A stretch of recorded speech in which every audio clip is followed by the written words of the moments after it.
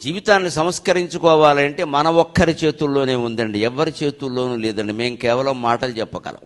నేను చేస్తున్నానా లేదా అని నేను ఆలోచించుకోవాలి, మీరు చేస్తున్నారా లేదా అని మీరు ఆలోచించుకోవాలి. కేవలం విన్నంతలో జీవితం మారిపోతుంది అనుకోవడం పొరపాటు.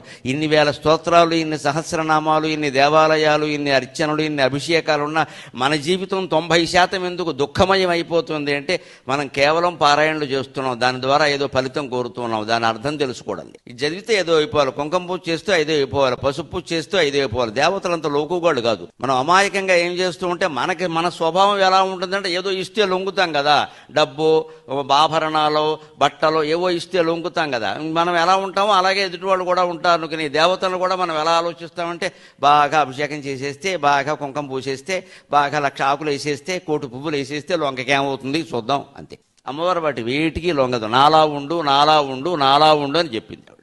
ఎలా ఉండాలో చెప్పింది స్పష్టంగా.